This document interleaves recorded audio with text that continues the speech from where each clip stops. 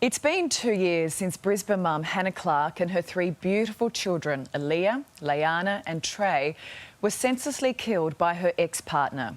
2 years since we said never again. And yet every time we hear about another woman or child being the victim of domestic violence, there is a sense of helplessness.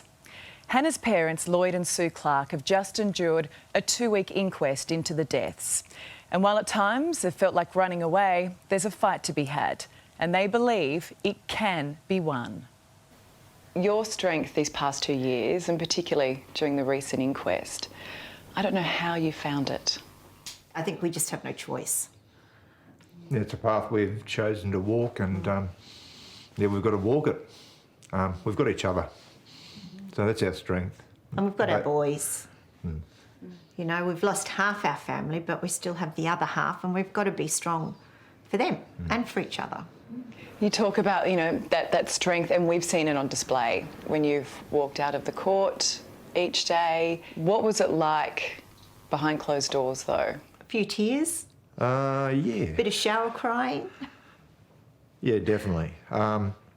Still quite emotional about the whole lot. It's sort of still heading home, I suppose, even though it's a week or two now, but it never goes away. No, it doesn't. Let's talk about the 2-week inquest. Pretty brutal at times, I imagine. Seeing him calmly walking through Bunnings and buying the jerry can and cable ties. The police body cam vision where Hannah was really distressed when he took Layana on Boxing Day 2019. How was that for you? That was hard to watch. Very hard to watch Hannah so upset. But it was also nice to hear her voice. Yeah, it was. Yeah. Especially when she's finally calmed down. And Yeah, when she was distressed, it was, that's my little girl. I want to help her. when people saw him walking through Bunnings, at least people got to understand just how callous he was. How premeditated was too. When you hear that he was pure evil and there was nothing that could be done to save Hannah, I don't know about you, but that just doesn't sit well with me. There should always be something that can be done. I agree.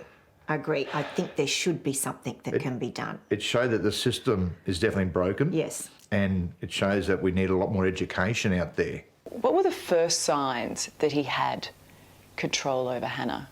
Right in the very beginning, he got her to shut down her Facebook page because he convinced her they would be doing the same posts. They'd have a joint Facebook page. And then did it just escalate? It became more and more. Yes. Oh, he was very charming to start with. Won us over.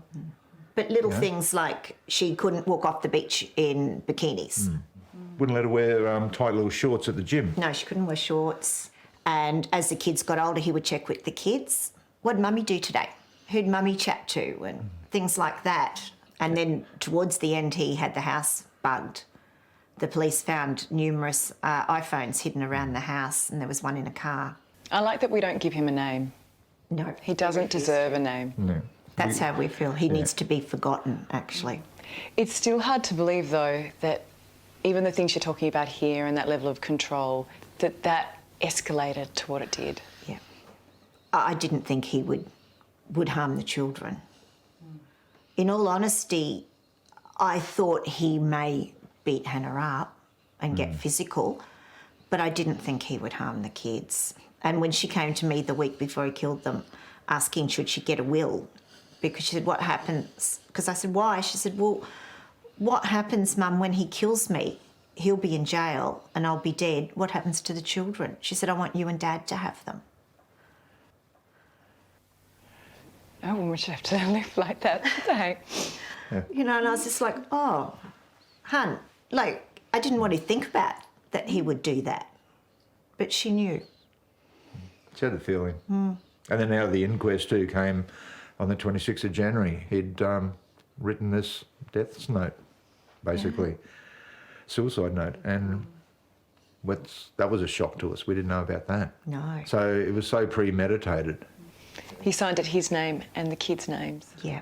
I think that was the idea, is to make her watch and have to live without her children. The ultimate punishment. How do you get your head around it? You can't comprehend it. No. That's the unfortunate thing is I've you know, I've always asked that question, why? That's why we Yeah. said, why? Who does that to their kids? Who, you know, That's right. take away their laughter, their games, Their future. their future. That was your victim impact statement, Lloyd. It was, you were talking about the kids. The kids would say, why would you hurt us, Daddy? Why would you take away our futures? Why didn't you love us like a father is supposed to? And I remember in yours, Susan, you talked about losing every single female blood relative in your life. Yes, I have. It's just the boys now, which is lovely. I love my boys, but I'm a girly girl and I miss playing dolls and baking and, the girl stuff. So just list it for me. So it's funding, isn't it? It's education, Yes. Yep. it's training, and it's criminalising coercive control. Yes. Very much so. So with Queensland bringing in coercive control laws, that's a step in the right direction. But we're so underfunded there. 40% of crimes are DV crimes. That's right. Throughout Queensland. That's amazing. It's terrible. Because this is no criticism of the police officers. They work incredibly hard with what they've got, but we need to give them better tools. Well, Hannah We was do. very fortunate. Yeah, we were very lucky. We really were. The police were fantastic to Hannah. She met a wonderful constable when she walked into the police station who helped her so much along the way. She was one of the very lucky ones. Do you know how wrong that sounds that we're sitting know. here saying that Hannah was one of the lucky ones? Yeah. But unfortunately at the moment it's 50-50 chance whether you get an understanding police officer or someone who understands what's going on. Are you angry? Always. Yeah. I'm just sad. There's no one to be angry at now.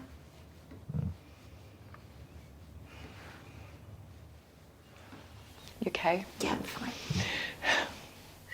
Whole lot of tears over the last couple of years. Yeah, always. Too many? It'll never go away. Yeah. The hardest thing is, I think for me, is not knowing what the kids could have become. Yeah. They had some great futures. But obviously it wasn't meant to be. Yeah.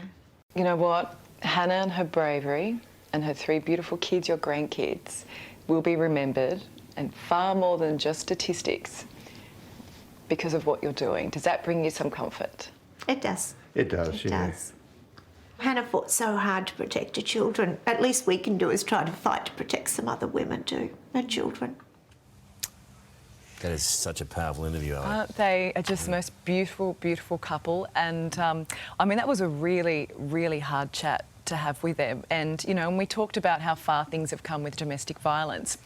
But did you know that 1 in 5 people still think domestic violence is justified if someone's stressed?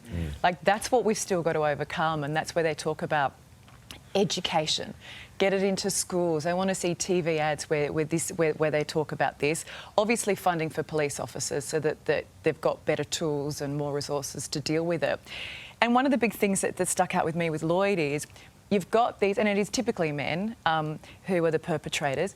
Where are the family and friends of these guys? Pull them aside and say what you're doing is not okay, that those people need to step up. When they know about it. And, you know, 40% of crime is DV DV. in And Queensland. that is the most disturbing statistic.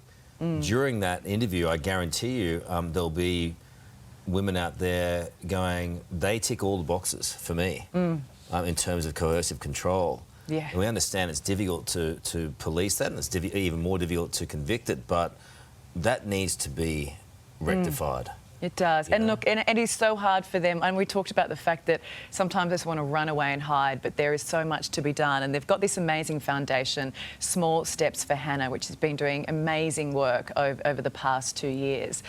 So if you'd like to learn more about what they're doing, and I really urge you to take a look at that, you can head to smallstepsforhannah.com.au. Incredibly powerful. Really are. Yeah. Well done, Lloyd and Sue. You were strong, you're brave.